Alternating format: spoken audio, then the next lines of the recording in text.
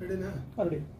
Sir, ಇವತ್ತು 3 ಕ್ಷೇತ್ರದಲ್ಲಿ ಗೆದ್ದಿರೋ ಫಲಿತಾಂಶ. 3 ಮುಂಚೆನೇ ಮಾಧ್ಯಮಕ್ಕೆ ಹೇಳಿದೆ ನಾನು, 3 ಕ್ಷೇತ್ರದಲ್ಲಿ ನಾವು ಗೆಲ್ಲಿತೀವಿ ಅಂತ. ಎಸ್ಪೆಷಲಿ ಚನ್ನಪಟ್ಟಣದಲ್ಲಿ, ಮಂಗಳೂರಲ್ಲಿ ನಾನು ಹೇಳಿದೆ 18,000ರಿಂದ ಮೇಲೆ ನಾವು ಲೀಡಲ್ಲಿ ನಾವು ಗೆಲ್ತೀವಿ ಅಂತ ಮಂಗಳೂರಲ್ಲಿ ನಾನು ಹೇಳಿದೆ ನಾನು. ಹಾಗಾಗಿ ನಮ್ಗೆ ನಿರೀಕ್ಷೆ ಇತ್ತು ನಾವು 3 ಗೆಲ್ತೀವಿ ಅಂತ.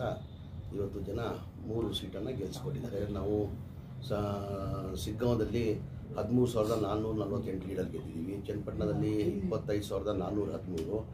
ಸಣ್ಣೂರಲ್ಲಿ ನಮ್ಮ ನಿರೀಕ್ಷೆ ಜಾಸ್ತಿ ಇತ್ತು, ಲೀಡ್ ಜಾಸ್ತಿ ಬರ್ತಾ ಅಂತ. ಅಂದರೆ 9,600 ಲೀಡಲ್ಲಿ ನಾವು ಗೆದ್ದಿದ್ದೀವಿ.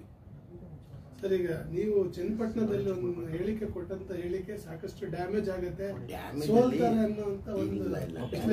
ಅದು ಯಾವುದು ಡ್ಯಾಮೇಜ್ ಆಗಿಲ್ಲ. ನಾನು ಮೊದಲೇ ಬಾರಿ ಏನು ಹೇಳಿರಲಿಲ್ಲ. ಅದು ಭಾಳ ಸತಿ ನಾನು ಹೇಳಿದ್ದೀನಿ. ನಾನು ಲೋಕಸಭಾ ಚುನಾವಣೆದಲ್ಲೂ ಹೇಳಿದೆ ನಾನು ಅದಕ್ಕಿಂತ ಮುಂಚೆ ಬಸವ ಕಲ್ಯಾಣ ಉಪಚುನಾವಣೆದಲ್ಲೂ ನಾನು ಹೇಳಿದೆ. ನಾನು ಮುಂಚೆಯಿಂದ ಹೇಳ್ಕೊಂಡು ಬರ್ತಾ ಇದ್ದೀನಿ. ಈ ಬಾರಿ ಏನು ಮಾಡಿದ್ರು, ಮಾಧ್ಯಮದಲ್ಲಿ ಸ್ವಲ್ಪ ಹೈಲೈಟ್ ಜಾಸ್ತಿ ಮಾಡಿಕೊಂಡ್ರು. ಅದು ನಾನು ಎಲ್ಲೋ ಒಂದು ಕಡೆ ಅದು ಹೇಳಬಾರ್ದಾಗಿತ್ತು, ನಾನು ಹೇಳಿದ್ದೀನಿ ಅಂತ ನನಗೂ ಅನಿಸ್ತು. ಅದು ಏನಕ್ಕೆ ಮುಂಚೆಯಿಂದ ಕುಮಾರಸ್ವಾಮಿಗೆ ನಾನು ಹೇಳಿದ್ದೀನಿ.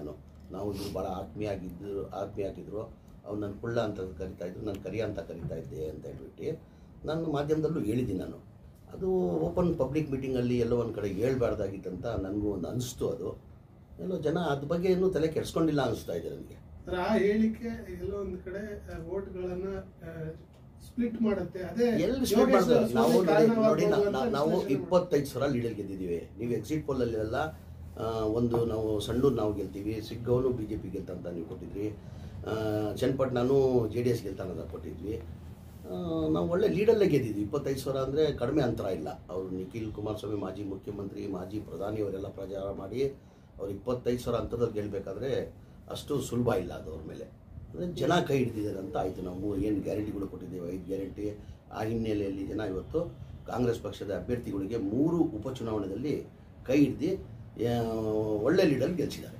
ಸರ್, ಸಿಗ್ಗಾಂವಿ ಸ್ಪೆಷಲ್ ಆಗಿ ಅಲ್ಪಸಂಖ್ಯಾತರಿಗೆ ಕೊಡುವಲ್ಲಿ ನಿಮ್ದು ಮಾತ್ರ ಇಲ್ಲ, ನಾನು ಹೇಳಿದೆ. ನಾನು ಮುಂಚೆಯಿಂದ ಅದಕ್ಕಿಂತ 5 ಸತಿ ಅಲ್ಪಸಂಖ್ಯಾತರು ಕೊಟ್ಟಿದ್ದರು. ಈ ಬಾರಿನೂ ಬೈ ಎಲೆಕ್ಷನ್ ಬರೋದು ಹಿನ್ನೆಲೆಯಲ್ಲಿ ದಯಮಾಡಿ ಅಲ್ಪಸಂಖ್ಯಾತರನ್ನೇ ಕೊಡಬೇಕಂತ ನಾನು ಕೇಳಿದೆ. ಪಕ್ಷ ಅಲ್ಪಸಂಖ್ಯಾತರು ಕೊಟ್ಟು ನಾವು ಗೆಲ್ಸ್ಕೊಂಡು ಬರ್ತೀನಿ ಅಂತ ಹೇಳಿದೆ. ಇವತ್ತು ಜನ ಕೈ ಹಿಡಿದು ಸಿಗ್ಗಾಂವದಲ್ಲೂ ನಾವು ಗೆದ್ದಿದ್ದೀವಿ. ಅಲ್ಲಿ ಏನು ಪ್ಲೇಸ್ ಆಯಿತು ಸರ್?